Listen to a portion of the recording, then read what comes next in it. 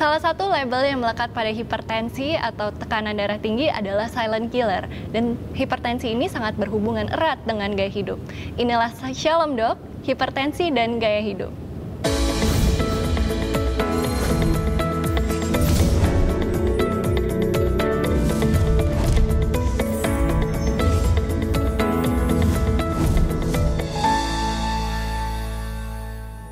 Topik Shalom Dok kali ini adalah mengenai hipertensi dan gaya hidup. Bersama saya saat ini telah hadir Dr. Cynthia Clarissa Simanjuntak. Apa kabar, Dok? Puji Tuhan, dalam keadaan baik. Oke, gimana tadi, Dok, kesini? Macet nggak? Lumayan macet ya, nggak kayak PSBB. Oke, Dok. Nah, hari ini kita bakal ngobrol-ngobrol santai nih.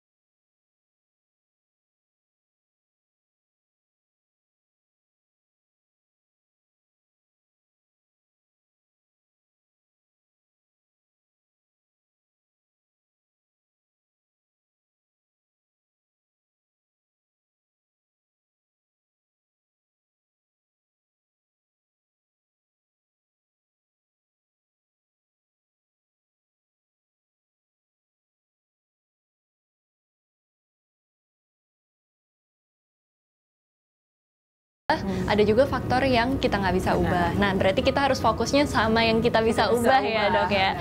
Nah, terus kalau misalnya yang faktor yang kita bisa ubah ini, itu kira-kira apa nih, Dok, yang bisa kita lakukan? Misalnya tadi tentang makan makanan yang sehat itu seperti apa sih yang untuk supaya mencegah terjadinya hipertensi ini?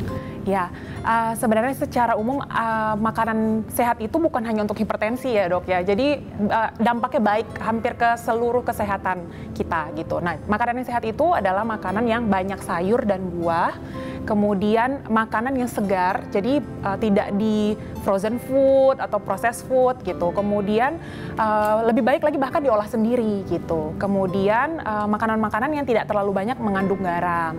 Nah, cara paling mudahnya sebenarnya untuk diet yang sehat itu adalah ketika kita ketemu piring kosong, kita langsung bagi 4.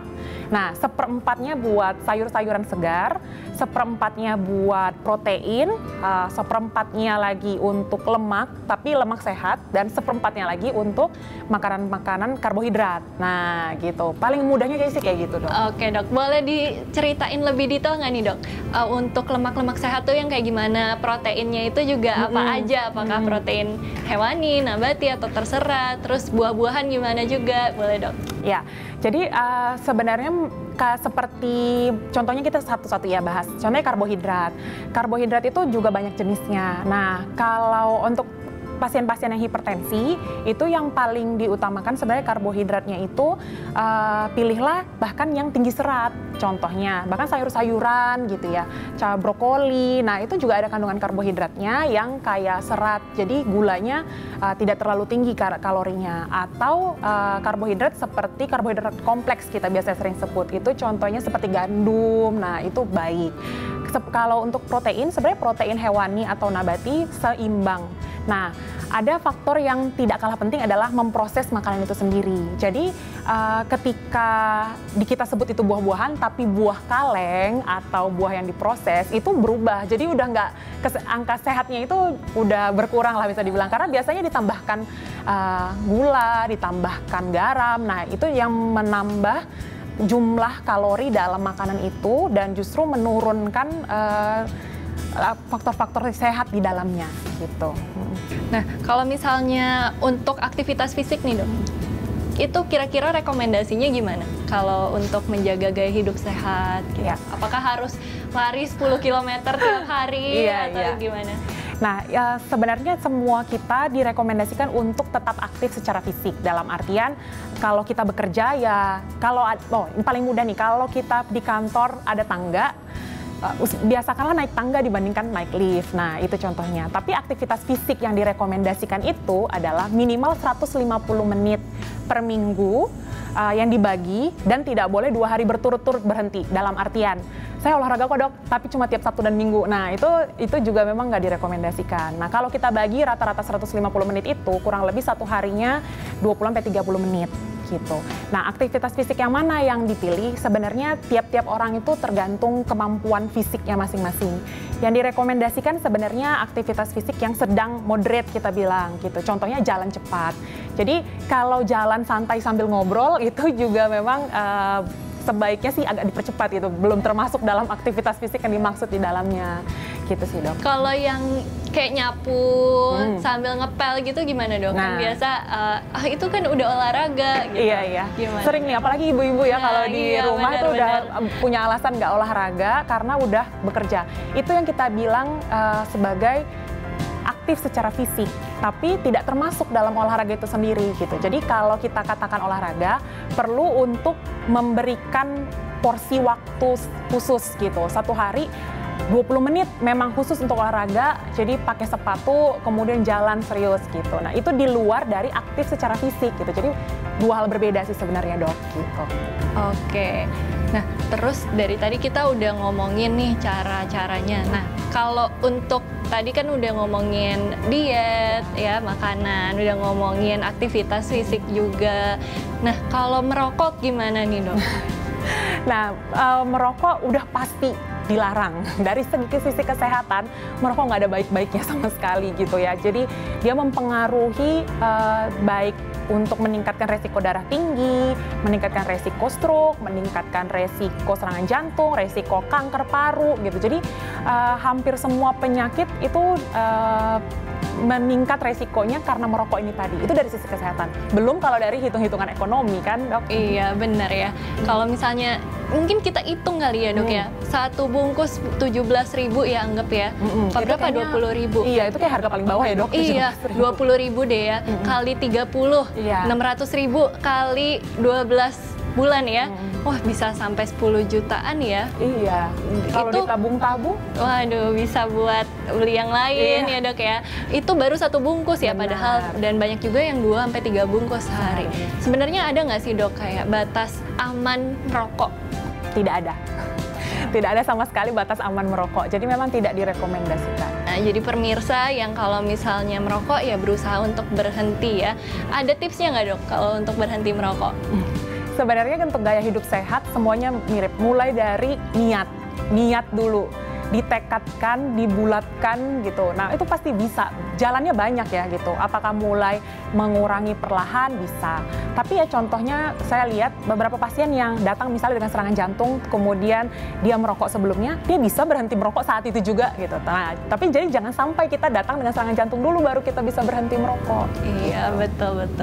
Nah dok, kalau misalnya nih kita kan udah ngomongin gimana sih caranya, kan kita tahu hipertensi itu katanya istilahnya juga silent killer. Nah terus gimana cara taunya sih dok kita kalau misalnya kita tuh hipertensi apa enggak? Ya, hipertensi itu adalah penyakit yang tanpa gejala, kecuali memang datang udah dengan komplikasi. Contohnya datang langsung dengan stroke atau yang lainnya, nah itu langsung ada gejalanya. Tapi umumnya itu hipertensi tanpa gejala. Jadi cara kita mengetahui adalah periksakanlah diri kita berapa tekanan darah kita gitu. Setiap orang perlu tahu untuk berapa tekanan darahnya, terutama untuk orang-orang yang beresiko.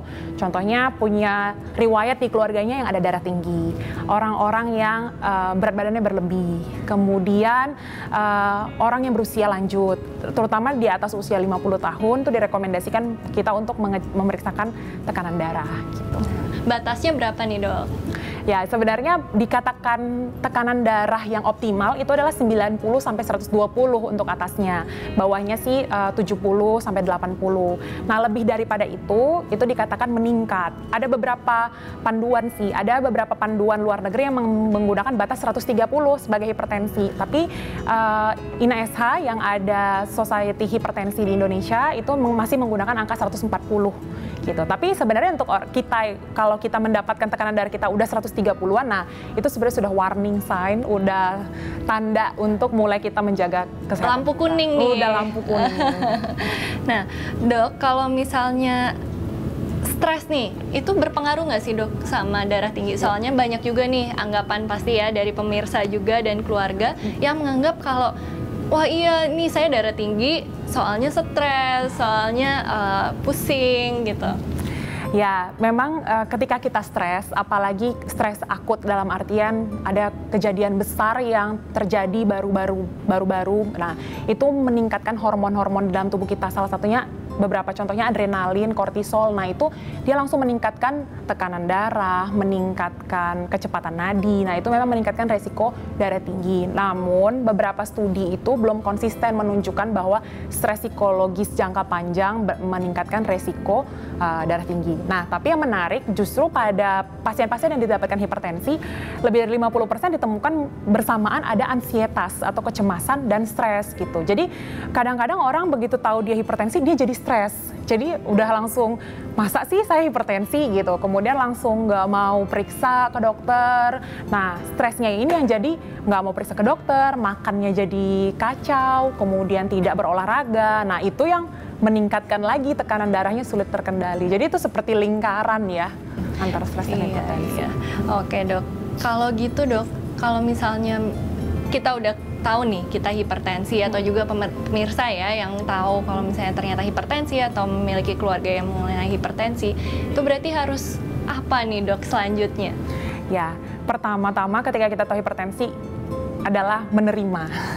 Jangan susah dulu hatinya gitu. Ya hipertensi, karena sebenarnya ada jalan keluar gitu. Ya pertama adalah gaya hidup, itu yang harus diubah. Yang merokok harus berhenti merokok. Yang berat badannya berlebih harus menurunkan berat badan.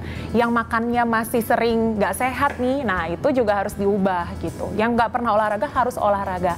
Ini harus dibenerin dulu. Kemudian yang berikutnya adalah obat-obatan gitu. Nah obat-obatan ini juga nggak kalah penting. Dan yang terakhir adalah kontrol, ketemu dokter, mengkontrol berapa sih tekanan darah hariannya. Nah, itu nggak kalah penting dalam menata laksana hipertensi. Ya, pasti pertanyaan ini tuh tantangan ya buat semua tenaga kesehatan gitu. Kadang-kadang kita tahu ilmunya, tapi justru menerapkannya yang sulit ya. Nah, tapi kalau saya sendiri sih, apalagi masa pandemi gini, jarang jalan-jalan ya, jadinya lebih banyak di rumah gitu ya.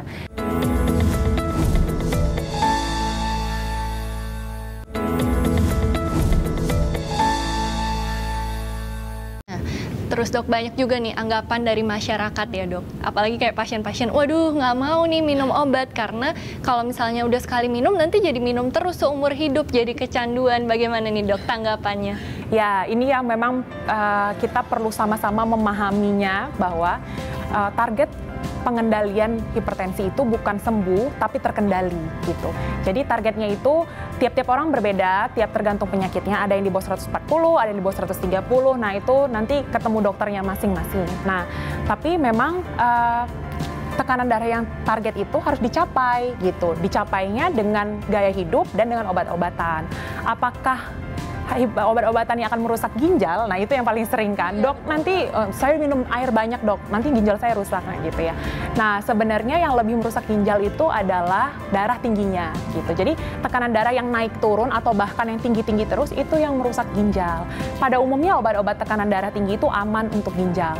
Dan ketika ada fungsi ginjal yang sudah terganggu, dokter tuh pasti udah mempertimbangkan obat mana sih yang paling aman buat pasien ini, mana obat yang tidak aman. Sehingga memang perlu untuk ketemu dokter untuk mengkonsultasikan. Nggak cukup untuk beli-beli aja. Nah itu juga sering tuh. Jadi kayak udah nggak kontrol berapa lama, selama ini saya tebus-tebus sendiri dok. Nah itu yang juga kurang tepat di bagian ini. Karena dosisnya harus disesuaikan terus ya dok. Nah itu kalau yang beli-beli sendiri. Kalau yang nyetop-nyetop sendiri gimana dok? Biasa kadang kita dapat pasien ya, dikasih obat hipertensi nggak, pernah minum nggak? Oh iya minum dulu, tapi kan udah nggak sakit kepala, jadi nggak diminum. Jadi kesannya obat hipertensi diminumnya kalau lagi sakit kepala sama pegel-pegel aja nih dok. Benar. Nah, disitulah memang pentingnya kita menyadari bahwa melanjutkan sendiri pengobatan aja nggak baik, apalagi menghentikan sendiri. Sekali lagi, hipertensi itu tidak bergejala, sehingga untuk mengendalikannya perlu pemeriksaan. Tidak cukup hanya merasa, apalagi feeling, wah udah belum tentu, udah pasti itu kurang tepat tuh. Tergantung mood ya. Nah, oke dok. Jadi itu ya berarti tips-tipsnya yang untuk pemirsa ketahui kalau misalnya minum obat itu harus dikontrol oleh dokter dan harus dengan resep dokter. Dan kalau sudah kena ya itu menerima dulu dan kemudian mengontrol dengan baik dan melakukan tips-tips gaya hidup yang tadi udah diberikan. Kalau gitu dok, kalau misalnya nggak dikontrol nih, kalau nggak kita misalnya kita nggak tahu hipertensi apa enggak dan kita biarin aja kayak gitu, apa sih dok akibatnya? Ya, jadi hipertensi ini adalah penyakit yang bisa menyebabkan komplikasi dari ujung kepala sampai ujung kaki. Contoh, pertama bisa menyebabkan stroke, kemudian mengganggu mata, kerusakan di pembuluh darah mata, kemudian menyebabkan serangan jantung, gagal jantung, kemudian ginjal terganggu, sampai pembuluh darah di ujung-ujung kaki pun bisa terganggu karena darah tinggi yang tidak terkontrol ini. Sehingga memang penting untuk mengendalikan tekanan darah. Kalau misalnya kemungkinan terburuk nih dok, selain yang tadi udah disebutkan, bisa sampai meninggal nggak sih gitu dok? Biasa kan orang takutnya di situ. Iya. Sebenarnya kalau berkata meninggal, semua kita kan pasti meninggal ya, tinggal menunggu waktunya aja gitu. Nah, sehingga komplikasi-komplikasi tadi bisa membawa kepada kematian, sehingga memang diharapkan mengendalikan tekanan darah itu bisa memperpanjang angka harapan hidup gitu. Jadi tekanan darah yang terkendali akan menurunkan kejadian komplikasi yang mungkin terjadi tadi. Gitu. Sekarang kan lagi pandemi COVID-19 ya dok, mungkin kita coba bahas relevansinya dan kaitannya nih bagaimana misalnya melakukan gaya hidup sehat tersebut di masa COVID-19 ini dok. Kira-kira ada tipsnya nggak? Ya, jadi memang jaga jarak, pakai masker itu udah pasti prinsipnya. Tapi gini, saya biasanya suka lari dok, tapi gara-gara PSBB, gara-gara COVID jadi nggak pernah lari. Nah sebenarnya kita perlu kreatif gitu. Kalau saya lihat ya, di YouTube, di banyak platform media sosial gitu yang banyak orang-orang berolahraga di rumah. Nah, itu bisa menjadi opsi untuk kita tetap aktif selama di rumah. Atau kalaupun memang kita maunya jalan pagi di sekitar rumah yang mungkin jumlah orangnya tidak terlalu banyak, dengan tetap menggunakan masker masih bisa menjadi pilihan.